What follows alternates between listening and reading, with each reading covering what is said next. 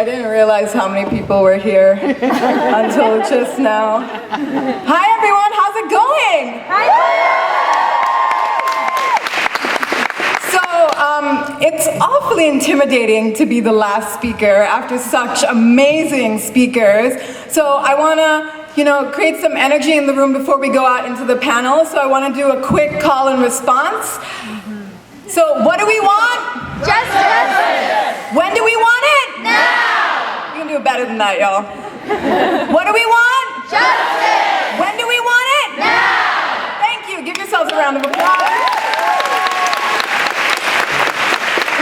So, I'm an alumni of Hampshire College, so this place and this conference is especially special to me. I've been coming to the CLIP conference on and off since I was 19 years old. I'm 27 now, just FYI. And Hampshire College has been this very strange and exceptional place. It quite literally was the first place I came to when I got off a plane from Thailand, where I'm from, and came to the United States. I came to Hampshire, and this is where I got my college education. And this is really where I learned how to be an organizer and an activist and developed interests in racial justice and related movements. So it really feels quite full circle to be speaking here. So now I live in New York City, and I work for an immigrant rights organization called the New York Immigration Coalition. The NYC is an advocacy and umbrella group for almost 200 community organizations across New York State that represent and work with diverse immigrant communities from Asian to Arab, Latino to South Asian, Eastern European to African. The role of the coalition is to act as a political vehicle that brings immigrant communities together. So often, immigrant communities are pitted against each other in regards to access to resources, but by mobilizing together, we at the coalition are committed to building a movement for immigrant justice that takes into account the needs of immigrants, both documented and undocumented. What I've learned is the importance of pushing for seemingly small changes. Work such as ensuring language access in healthcare and education facilities across the city and state has been just as important as the work we have to do to change immigration policy on a federal level. In my work, I have been most engaged with immigration policy and the DREAM movement, both at the coalition and in my own independent research and activism. We continue to address the record number of deportations a year, 400,000 deportations per year to be exact, and over 1 million deportations since President Obama took office in 2008. This tactic that the current administration has taken has been an enforcement-heavy and often enforcement-only approach to addressing immigration. But you cannot deport 11.2 million undocumented immigrants, immigrants who run the country's economy and industries, immigrants who raise their families, and immigrants, for whatever reason, deserve the agency to determine where and how they live. This isn't just about the economic benefits of immigrants to this country, it's about human rights and understanding why it is that people migrate in the first place, often because of economic policies dictated by the US. It is people's right to move and migrate. It is people's right to move and migrate and earn their livelihoods wherever they please. And this is something that in all of our work, I believe we need to uphold as a standard. I have been most inspired and privileged this year and last year to play a role in the DREAM movement. One of the things I do in my job at the coalition is I run a leadership development program for college-level students who would qualify for the DREAM Act if it passed. This movement, in my eyes, has really revitalized national civil rights-based resistance and organizing. To contextualize for you, about 65,000 undocumented students graduate from high schools in this country every year and are unable to work and are not eligible for financial assistance from college. This is particularly important to me because I'm not a US citizen, I'm not a green card holder. I came to the US, I got a full scholarship to Hampshire College, and I believe it's a right for anyone, no matter where they live in the world, to get a right to education.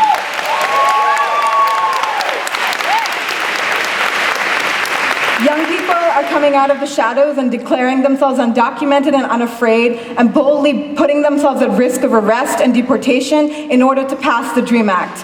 federal legislation that would provide a path to citizenship for young people who came to the US before the age of 16 through completing college or 2 years of military service.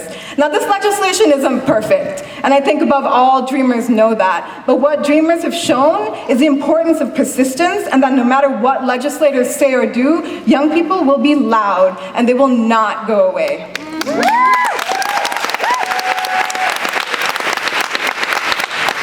In the fall of last year, I became involved in a personal capacity with Occupy Wall Street. Myself and many amazing organizers of color, many of who are in the room today, so big shout out to them, initiated the People of Color Working Group, now Caucus, because we felt that issues pertaining to the impact of the financial crisis on communities of color were not being wholly addressed. I later also became involved with the Immigrant Worker Justice Group in the fall and organized the December 18th International Migrants Day March with the message that immigrants are the 99%. There are also people in this room who initiated and led the Queer and Trans People of Color OWS group, and I want to acknowledge them in the room.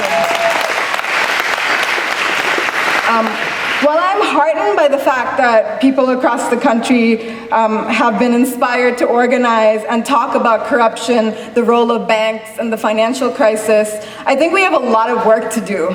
I believe that a real movement for social change requires that immigrants and people of color be at the center of organizing and actions, not at the margins pushing their ways in.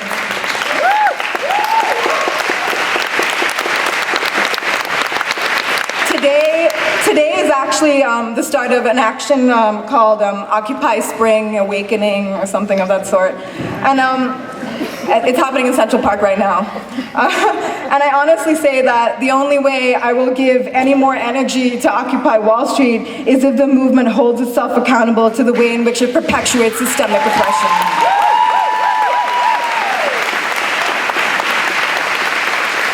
I also believe that it is crucial to relate our organizing on a local level to what is going on internationally. The continuing US presence in Iraq and Afghanistan, the exploitation of laborers on a global level by multinational corporations, and the rising costs of food and other resources in the global south. Work with OWS, sometimes inspiring, has also been draining and frustrating. It is a lot of work to be part of a process to build an accountable movement that has racial justice at its core. And it is an ongoing process to create a mass movement that builds upon the intersections of immigrant and racial justice and the needs of marginalized and low-income communities. So the questions I have been asking myself in all of the work that I do has been, how do we build a progressive movement for social change? How do we hold ourselves accountable in doing so? How do we build coalitions amongst communities of color and queer and trans communities? How do we be intentional about occupying by first decolonizing? How do we ensure that we do not perpetuate the same cycles of power and oppression within the work that we do? And good God, where do we even start to create change when we are so overwhelmed? To close, I want to contextualize some of what's at stake in a broad sense. We are living in a very specific era of restriction. Since the passage of Arizona's SB 1070, Show Me Your Papers law in 2010, 24 states have introduced anti-immigrant legislation, the most recent being Alabama's HB 86 law, which in the first week saw over 2,000 kids not go to school because their parents were too afraid to send them to school.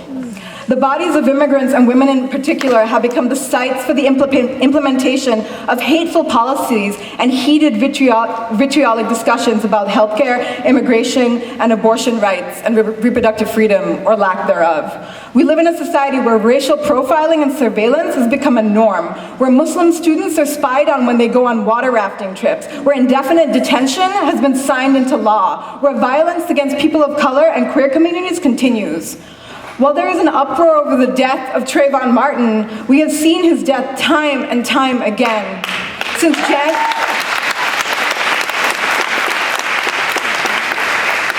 Since January of this year, 29 black men have been killed due to police violence. This is not simply about hoodies or Skittles. It is about the persistent messages given to us that black bodies and people of color are of little value to the state.